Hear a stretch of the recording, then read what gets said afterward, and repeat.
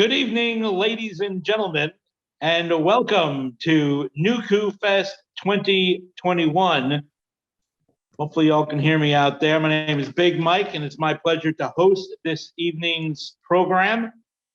Thank you so much to Nukhu founder Sanjay Singh for entrusting me with this duty. I go all the way back to the beginnings of Nukhu, and I am very happy to be here tonight.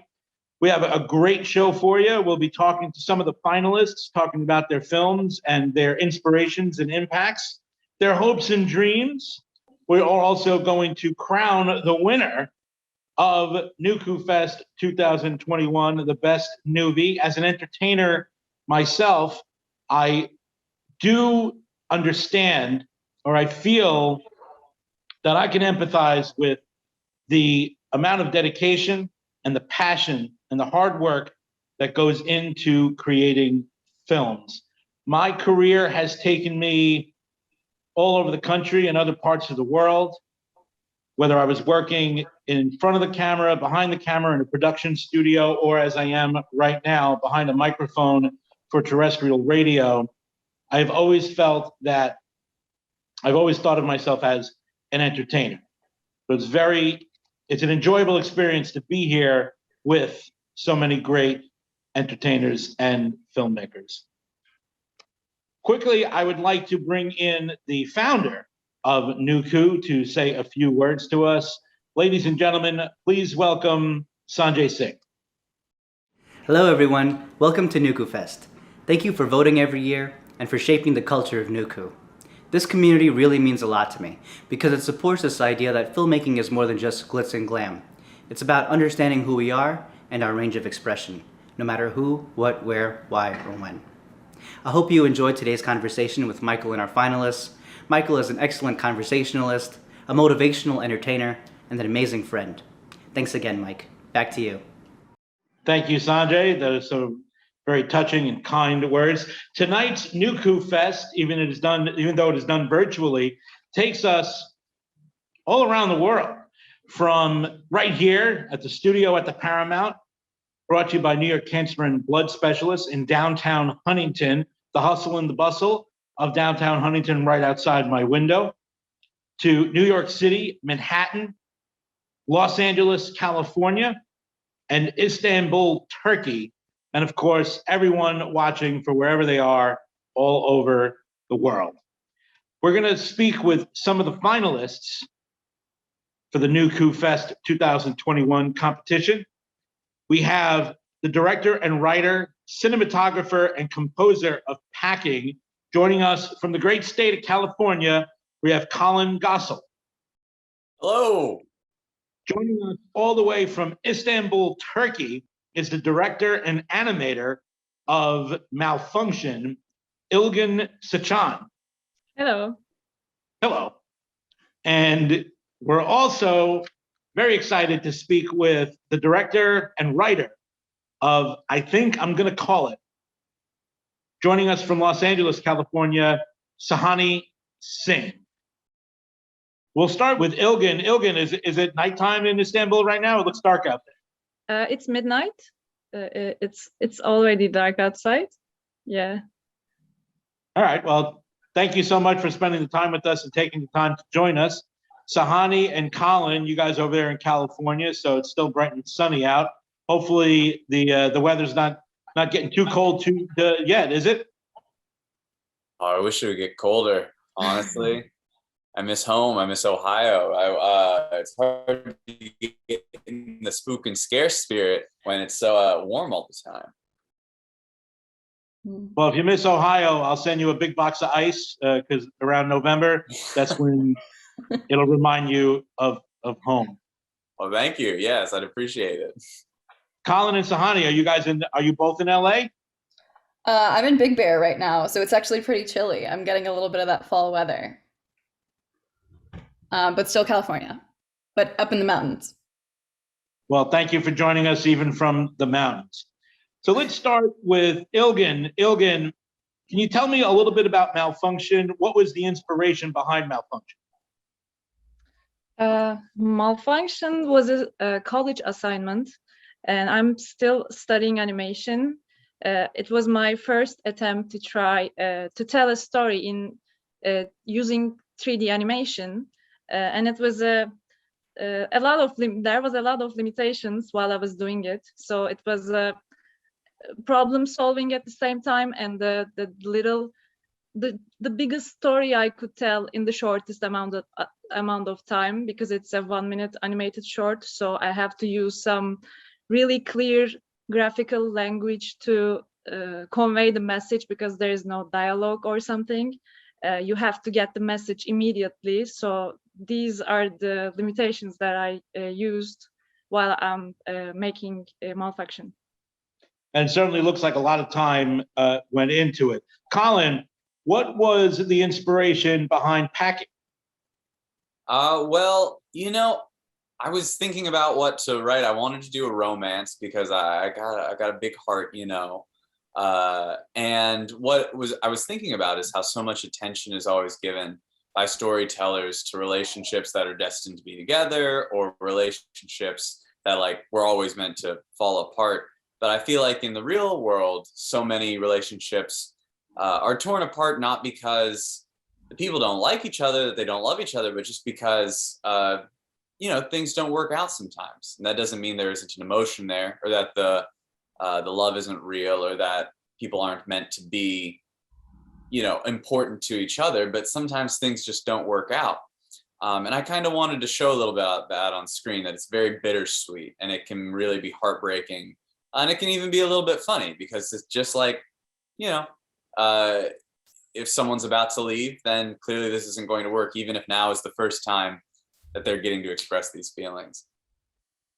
Yes, I can identify with that. Almost everybody I've ever fallen in love with ends up moving either across the country or to another place around the world, sometimes another planet. Oh. Sohany, tell me about the warped things that had to happen to you in order to create, I think I'm going to call it. I was cohabitating with my brother and his partner during quarantine. And during the early stages, I think, of coronavirus, when people were just stuck back home with loved ones or just in contained spaces, I heard so many stories about friends or family who were coupled together and kind of just reaching their wits' end with their partners. And, people who've been married for years, you're not sure if they're going to make it through this. And I know a lot of people who did not make it out. And so it was just fun to toy with the idea of this contained situation we have, where the ins and outs of everyone's day and how people actually have to sit with that, and a fun thing to be like, well, what if they just killed each other? So it looks like the two films, Packing and I think I'm going to call it, can share a little bit of the pain side of romance, whereas Malfunction seems to deal with a serious topic, but almost in a light way. Ilgin, can you tell us about anything that might have, the challenges that were associated with making Malfunction? I didn't want to tell a sad story, because it's actually a dream. Malfunction is the dream of the product that assembled and in that production line. It's actually a hope. Maybe it's a little glimpse of a life cycle.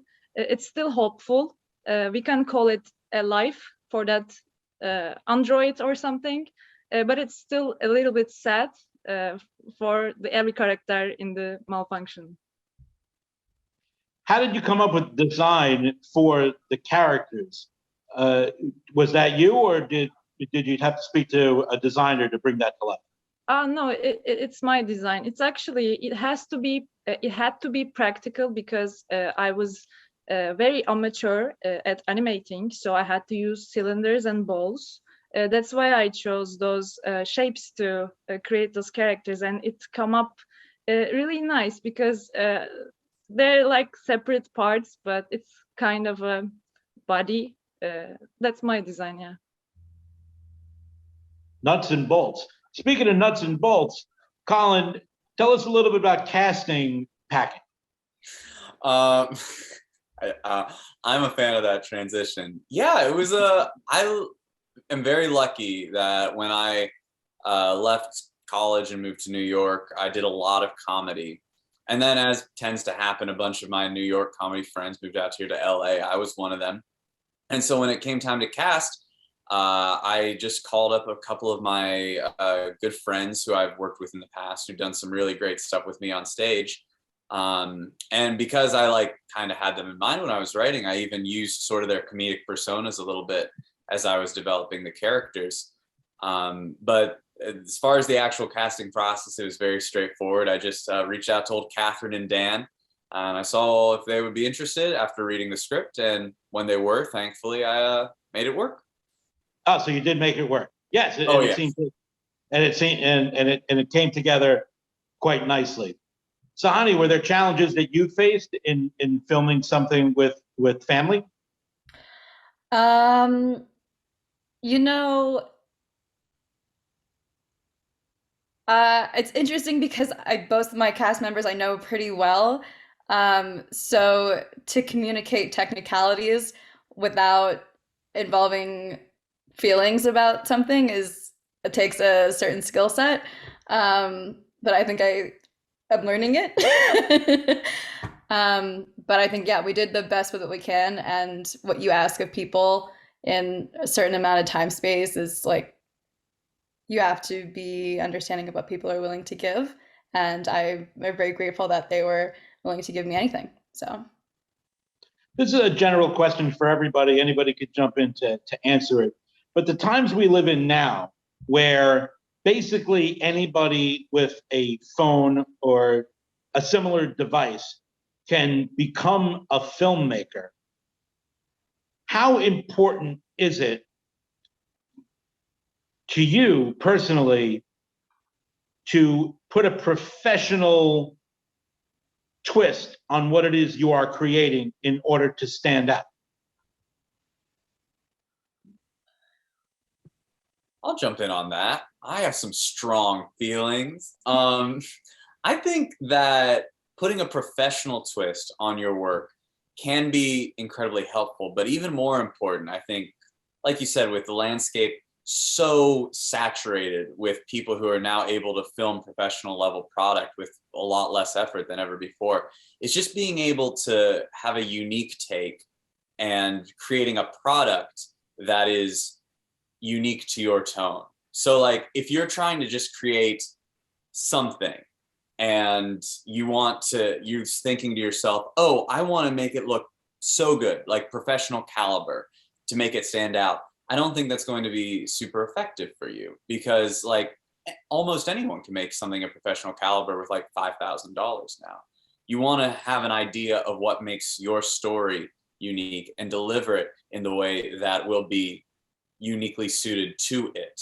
And if your voice calls for just like a camera phone and running around and posting on social media, that can be just as effective as someone who spends oodles of money to rent out like an Alexa Ari and the best lenses and the best colorist. It's all about suiting your production process to what you're doing, in my opinion. Ilgin, how do you apply that when in terms of animation? I don't know very much about animation, but how much effort goes into creating something that looks professional in an animation? I think it's actually how much you try, because it's the same case in animation. When you have a laptop, now you can produce some good-looking animation, and it's the importance of this is you have so endless chances to create what you're in mind, because I can try whatever I want now in this laptop, but I can make it go further with my own efforts. So it's kind of same when it comes to animation. It's possible to make something professional even with a very cheap device. But if you want to expand your production, so you can know what you're capable of because you tried with your laptop, so you can now go next step and spend some money on technology and make it something better. So with that said, what would you say is the next thing on the horizon for each of you?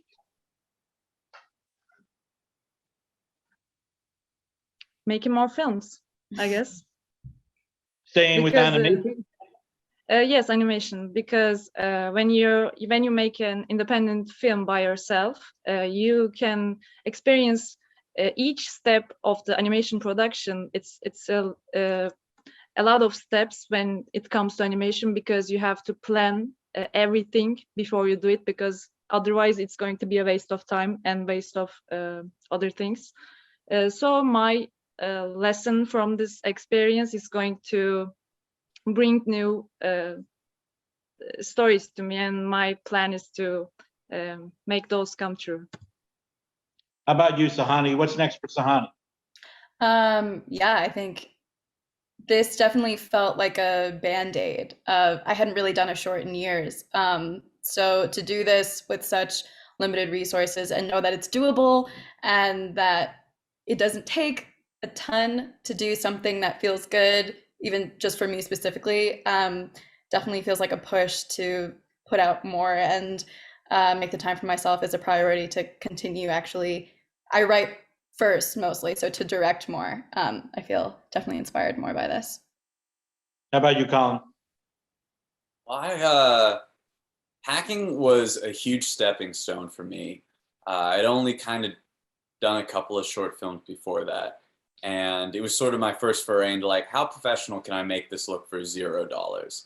And then I did another one a couple months later, Family Treasure, that you can find on my website or whatever, and it was another stepping stone. I'm just about to put out another short film that was like my first film on location, outdoors, and with like some rented equipment. So I guess for my next step, I think maybe I'll want to take a quick foray into like maybe some more action. I consider myself a bit of a comedian, so most of my shorts are very talky, and thus far they've all been very like set in a single location. Maybe I'll do something that's a little bit more adventurous in terms of like action or motion with the camera.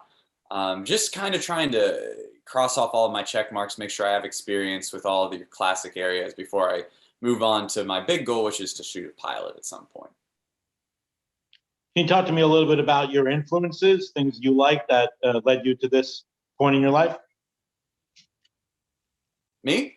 Yeah, you, Collin. Yep. You got it. Well, I'm a huge fan of movies and TV, as I think everyone is. I love Monty Python. I love all the classic Michael Schur sitcoms. I don't know. All that's coming to me is the golden oldies. Young Frankenstein, I'm a huge fan of. I was just watching, what was it, just the other night? Indiana Jones and the Last Crusade, which is low-key an incredibly funny movie. And I was watching it and I was thinking, I would love to do something this funny in that world of genre. I'd say my influences are very like anything that can kind of blend really well-told genre storytelling with comedy, because that's my bread and butter.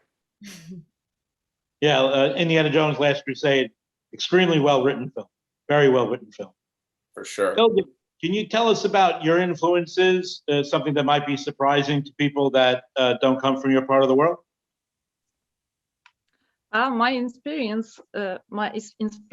was Malfunction, especially was in British stop motion non-dialogue animations. That was one inspiration, but for my other works, I'm also a comedy-driven person. I recently created and completed a documentary series for kids. It's like a Office for Kids. It's an offbeat with a cringy moments for kids show. My inspiration's mostly from comedy also. Yeah. Who's the biggest film star in from Istanbul? Okay. Now there are many popular names, but we have like Haluk Bilginer. Do you know him? I don't know. He's into the Broadway. I'm going to say some names, but you won't know them. So.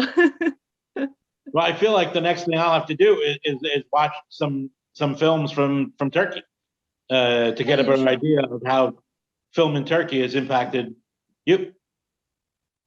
I will recommend some. All right. And what are your inspirations, Sohany? What made you want to be a filmmaker? I was primarily mostly a TV person growing up, and then when I went to college, I fluctuated more towards theater. But it really wasn't until my move to LA that I started to get a taste for film more. But I think in my writing still, it's very like dramatic with a bit of dry humor. I like film inspirations. I think are Linklater, Richard Linklater, and like I love the Before trilogy, and just like I'm a big dialogue person, so I just theater-wise just like love to watch people talk and like the things that they talk about, and in my own observations of the world, I'm happy to sit and like watch that. That might be very specific to me because I know like action films and a lot of people like those things where it's like you're watching things happening. But I'm just like a talk person. So that's basically it. All right. You can be the big dialogue person, and I'll just be the big person. We have some questions from our listeners. And remember, you can, oh, sorry, I'm on the radio. So I said, let's watchers, viewers, the audience, some questions from the audience. If you have any questions, you could also send them in and we will ask them. First question here. I guess we'll go to Collin with this one. How long, we're going to go around robin. Everybody's going to get a chance to answer this question. The question is, how long did it take to make your film from start to finish? Collin? Oh, great question. It actually wasn't so long because at that point in my career, that makes it sound a lot more of a big deal than it was. But at that point in my career, I was just focused on getting something out. Like I just wanted to make a film, kind of regardless of any perfections or little rough edges. So I think I wrote it over the course of like a week, not even, a rough draft in a day, a couple more drafts over a couple more days. And I think this was at the beginning of the pandemic, so I didn't have to go to work or anything. And then I asked my friends and I got my crew together. It maybe took me a month and a half of planning, shot it in a day. So what are we at? We're like a month and a couple weeks. And then I edited. The music takes a while because I'm not a wonderful composer. Maybe 3 months. And how much did your cat have to do with the movie? Oh, this is he looks like a cat when he's up here, but it's actually a little dog. That's a dog. He's a little What's dog. He going just on likes over there, to sit on the Gossel? back of the couch there. Sorry. But Okay. he hated it. He hated it all. He hated the writing process. He hated the crew coming into his apartment. Boy, he wishes that I was just not doing anything. He's not my biggest fan. What's your dog's name? Radar. Radar? Mm-hmm. Named All for right. the character from MASH. Maybe Radar can have a starring role in Ilgin's next animation. Ilgin, how long did it take for you to do all that animation? About 3 months. 3 months. Yeah. Was it too much? Because it's all about storyboarding and animatic. When it comes to animation, you have to think a lot of time. But when it comes to actual production, it only took like 3 weeks. But the pieces coming together and everything is coming together, it's like almost 3 months. Did this animation process and the 3 months that it took you, did it lead to any horrible nightmares? No, actually, it was a very weirdly productive process because the pandemic was just starting. And I was like, okay, so I'll be at home with my computer. So it was really smooth back then.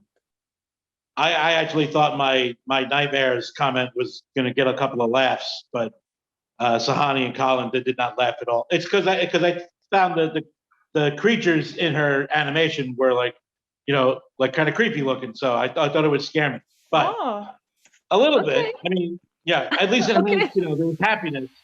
There was happiness there. There was happiness found, unlike Sohany's film that just ended in terror. So Sohany, how long did it take, start to finish, for I'm going to call it? I think probably around 3 months as well. The writing process relatively quick, under a week, and then we shot it in a weekend. And then editing and coloring and all that took some time, along with music. Um, Along with, I'm sure everyone else knows this, like your actual, the thing you do that makes you money. So finding time to fit in this, like in between that, to satisfy that other creative part of you, is like something you need to make time for to do it, but can only do it when you have the time. It's a labor of love. It is. And sometimes you also get very hurt when you're filming. Sanjay does. I have another question here coming in from one of the watchers, listeners, and so forth. Let's see here. It comes from Hunter, who is listening and watching in Farmingdale. What is one thing you learned during the making of your film? We'll have Collin start us off. Oh, geez. I learned so much. Like I said, this was a very early short film for me. So I felt like everything I learned a little bit about, just quick snaps. At the time when I was filming, I was very excited about using mixed lighting. I had some tungsten lighting, and it was cool, creating a very cool contrast with the daylight from the window that I was augmenting with another light. I loved it on set, and then when I got to the color editing, I found that the contrast was a little bit hard to work with, which is something people had warned me about. But you know, you got to make these mistakes for yourself. I also learned a lot about continuity. As a director, it's something that I think is so easy to overlook, especially when you don't have the budget to have a script supervisor on set. Once again, when you get to the edit, it's like, wow, I wish I had just asked them to do the same thing with their arm every time, because now I have like 3 takes, but I can only use this one because this is the only one where the arm matches up or whatever. And Or I you think can just get actors that have no arms. exactly. That's my second choice at all times. And then the third and maybe most important thing I think I learned from this particular short was something about comedy. I love comedy, as I mentioned before, and I kind of wanted this to be very funny. I wanted it to be a very funny short with sort of a romantic twist. And when people watch, they end up taking it away as like a romantic story with a little edge of comedy, which is nice. I'm glad that they enjoy it for that, but it's not what I was aiming for. And I think the reason why is because I took so much time and effort to make every shot look really beautiful, really make everything look very pretty. Even the music is very beautiful. And because of that, I think that people were it looks too pretty to be really funny, if that makes any sense. And that's something that I've had to keep in mind as I've done more comedies, is that like that little bit of tonal shift that you can create just from like, you know, easing off the lights or making a subject look a little less gorgeous, can get you to the tone you want to be at, for me personally. Tell us why you hate comedy. I'm just kidding. Nah. Sohany left. How do you like that? Ilgin, what did you learn from animating Malfunction? Organization, rhythm, and sound. I said organization because you have to be very organized when you're working on a digital platform. My files are so messy right now. If I want to go back and make a little difference on Malfunction, I cannot do that right now because it was like a mess out there, all the files. And when it comes to a non-dialogue film, you have to make sure you have a good rhythm. I think I learned, I had a chance to think about rhythm and pacing in animation in Malfunction, because you have to be really clear about what you're showing, not saying. So with rhythm and everything, and the sound should be very precise in that kind of animation. That's what I learned. Gotcha. But why do you hate comedy, Ilgin? Just kidding. Sohany, so what did you learn from filming, think I'm going to call it? I think probably the most important thing for me during production that I learned is keeping it light. on set when you're asking people to do a long day, and you want to make sure that it's fun for everyone, and that if you're reaching a point where we need to take a break, or you just like need to be understanding of other people's schedules and be accommodating while still kind of making your day. And so I guess managing the different aspects of that was something that and you don't really anticipate until you're doing it. And so it's like, okay, this is a lot of things to account for. So I think being at the helm of it was a big learning curve for me. All right. Well, I want to thank all the listeners and all the people watching nukhufest 2021 for sending in their questions to our panelists. There's some great questions in there. Before we get to the big moment where we do announce the best movie, final question for you guys related to your specific films. What would you say, if you can sum up in 1 or 2 sentences, would be the message of your film? Ilgin, what's the message behind Malfunction? I think the message is it's always possible to find a little dreamy, lovely life cycle in every situation. If you're in a metaverse that everything sucks, or if you're in a very good portrait of family, there is always the moment, a glimpse of chance that another whole cycle can happen. I think that's the essence of the Malfunction. Yes, it's very optimistic. It's sweet, and it indeed was a lovely short animated film. Thank you. From very that, much. we go to the horrible terror that was, I think I'm going to call it. What was the message behind, I think I'm going to call it? You say that, but in my mind, the end is pretty hopeful. I think the message is that while we have partners and they have little tics that kind of irk us day in and day out, at the end of the day, I might dream about killing this person, but they make me really happy, and I like the sweet moments in between with them. So I think it ends off on that kind of like, yeah, we'll still be together, and I like you. Okay, so you shouldn't kill your spouse. In your dreams, do whatever you want. All right, I dated a girl a long time ago, and if I did something wrong in her dream, I still had to pay. Tell you that. Collin, what's the point of packing? Point of packing. I suppose it's that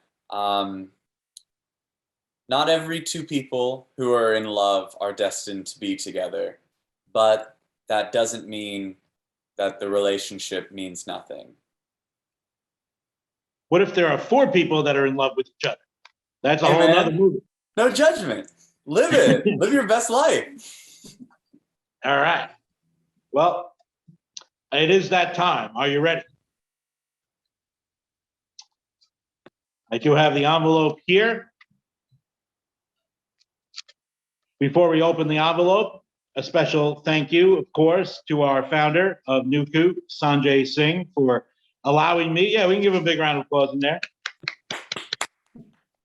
Thank you for asking me to come host the 6th annual nukhufest.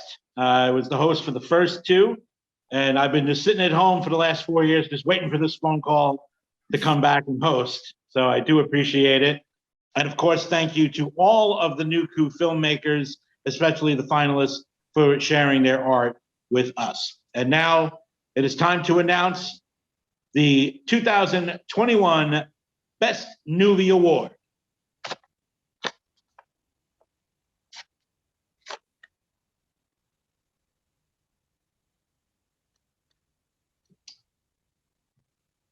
The 2021 Best Movie goes to, I really did have a good time hanging out with all of you today. Now, I love to do that. That's my Bob Barker. The winner is, I think I'm going to call it Sohany Singh. Sohany Singh. Oh my God. Thank you. Wow. That's very cool. This was voted on by all of the filmmakers in Nukhu. And they voted for, I think I'm going to call it. Sohany, congratulations. Thank you very much. On behalf of everyone at Nukhu, and of course all the filmmakers. Sohany, you've been so great on this little panel. Can you tell us how it feels to be selected as the 2021 Best Nukhu? It feels very cool. I did not expect to feel this, but it feels like I mean, this is like a cop-out, but it does feel like we're all winners, the three of us making it on here and doing this. And I love both of your films, and this is like a very cool thing, and it's cool to meet you both. But yeah, it feels nice to be recognized by the other voters and people who had their films in, and this is a good feeling. Thank you. And thanks to my cast and the people who helped me make this film. Well, congratulations, of course.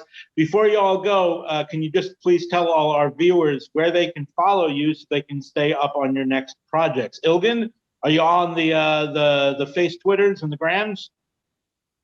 I have Instagram.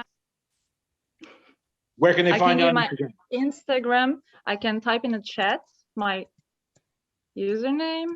Okay. Yeah, that's it. It's ILGJN. All right. Congratulations, by the way. Thanks. And how about you, Collin? Where can they follow Collin to find out the next big things for Collin? Oh, absolutely. It's just like you can find me almost anywhere, just myname.com or at. My name is Collin, Collin Gossel, Gossel. If you just at that or that at gmail.com or that.com, you'll find me at the end of everything. And I'm the end of all roads. Huge congratulations to Sohany. Much deserved. Well done. Thanks, Collin. All right. Thanks, Collin. Sohany, where can they follow you? Similar to Collin, I'm also Collin Gossel. No, I'm just kidding. I am at Sohany Singh, Sohany Singh, across the board. Sohany Singh at Gmail, Twitter, Facebook, Instagram, all the things. And I just got a note from production that all contacts are going to be shared in the description. So that was a big waste of about 4.5 minutes. But for those of you that aren't going to read the descriptions and you're just going to watch this broadcast, now you know where you can follow these particular filmmakers. I had a fantastic time hosting this roundtable discussion for the 2021 Nukhu Fest. We have our winner, Sohany Singh. Congratulations to all the filmmakers. And remember, if anyone out there is making a film where you need a fat, bald, white guy with a beard, I'm your man. I'm here. I'm just waiting for that call. It took 4 years to get this gig. Hopefully, I'll get another gig before another 4 years is out. I seem like Collin probably has a role for me already. He's already thinking. And I will travel to Istanbul, Turkey, Ilgin, just to let you know. I do travel internationally all the time. I have my passport and I'm ready to go.